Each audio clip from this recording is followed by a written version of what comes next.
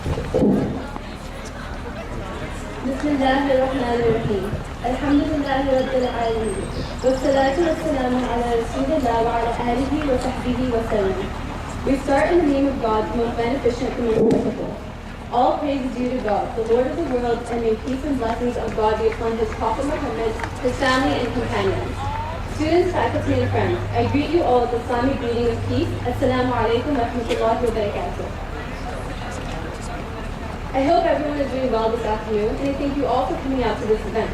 This lecture is put on by the Muslim Student Union and is part of a week-long series of events titled The Israel, Politics of Genocide, dedicated to raising awareness about Palestine.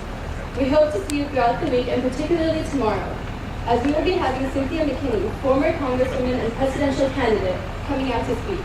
Before we begin today's event, we will begin with some verses from the Muslim holy book, the Quran.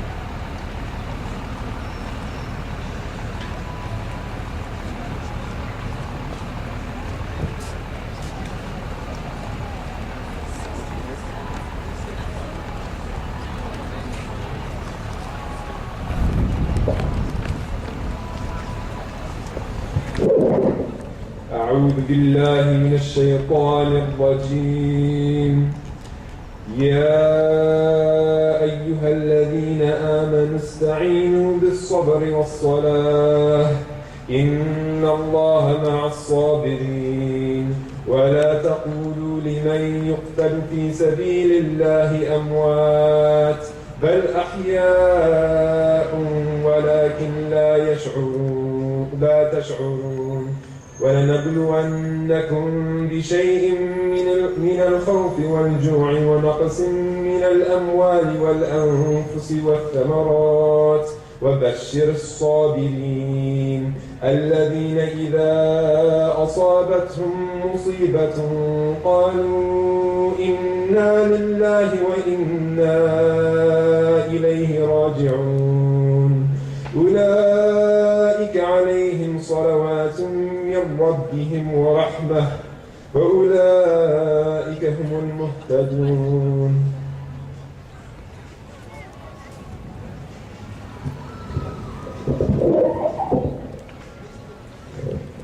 Bismillahirrahmanirrahim. O you who believe, seek my help with patience and prayer. Surely Allah is with those who are patient. Do not say about those who are slain in the cause of Allah that they are dead. Nay, they are alive, but you do not perceive it. We shall surely test your steadfastness with fear and famine, with loss of property, life, and produce. Give good news to those who endure with patience, who, when afflicted with calamity, say, we belong to Allah, and to Him we shall return. Such are the people on whom there are blessings and mercy from Allah, and they are the ones that are rightly guided. Today, we are honored to be joined by Anna Baltzer, a Jewish-American Columbia graduate, Fulbright scholar, and the granddaughter of Holocaust survivors. She is a 3-time volunteer with the International Women's Peace Service, where she documented human rights abuses in the West Bank and supported the nonviolent movement against the occupation. She has spent most of the past few years in Palestine or on tour with her book, Witness in Palestine, a Jewish-American Woman in the Occupied Territories, and her acclaimed presentation, Life in Occupied Palestine, Eyewitness Stories and Photos.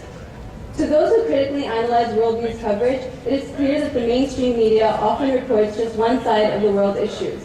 The Palestine-Israel conflict is no exception, as footage of attacks on innocent Israelis is shown repeatedly, yet the coverage of attacks on Palestinian civilians often misses the news. Anna will be presenting a first-hand look at the true conditions of Palestine, while providing key insight into daily life under occupation from her own experiences in the territory. Without further ado, Anna Baltzer.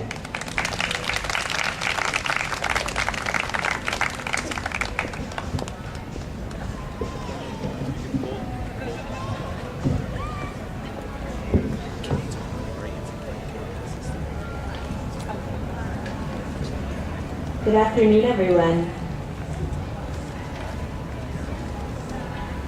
I am again so honored to be here today and so thankful to the people who put this event on, most of all MSU, as well as all of the different organizations that have supported this week or these couple weeks of incredible events.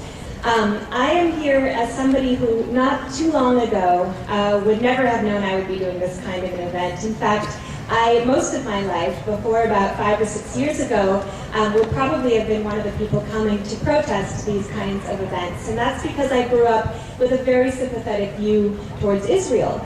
And part of this came from my grandmother. I saw Israel as sort of an underdog, constantly attacked by surrounding Arab countries because they all hated Jewish people, they were all anti-Semitic. This was sort of the framework that I had growing up as a Jewish American. And I went on a Birthright Israel tour. I really had nothing to believe anything else until I started to travel around the Middle East. And I loved to backpack, and so I backpacked around Iran and Syria and Lebanon. And along my way, I was taken in by what turned out to be Palestinian refugees.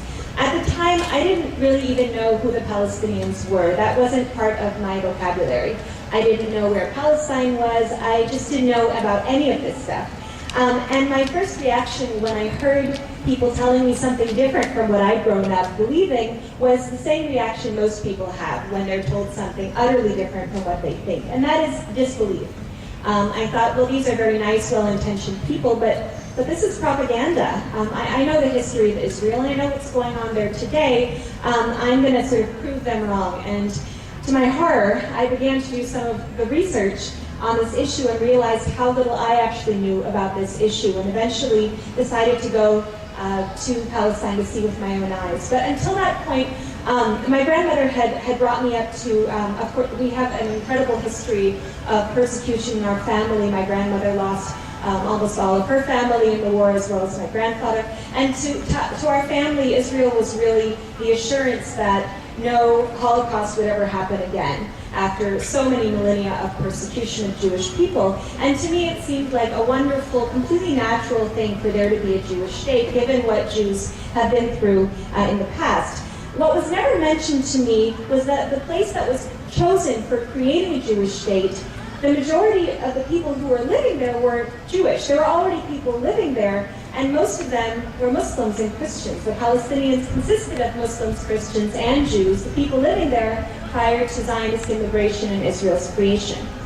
And obviously Jews, having suffered persecution, were anxious to have their own space, a safe space, and so they needed to transform this diverse area, the place of Palestine, where Jews, Christians, and Muslims live. They had to transform it into a Jewish area.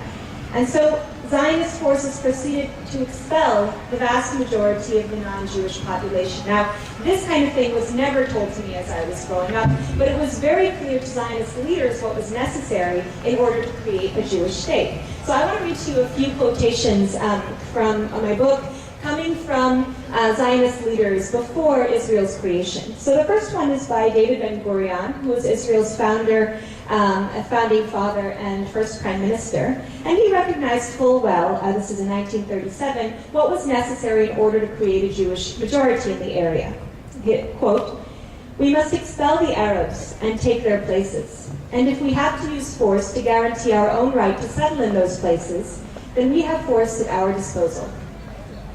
Here's another quotation from Vladimir Jabotinsky, the founder of revisionist Zionism in 1923.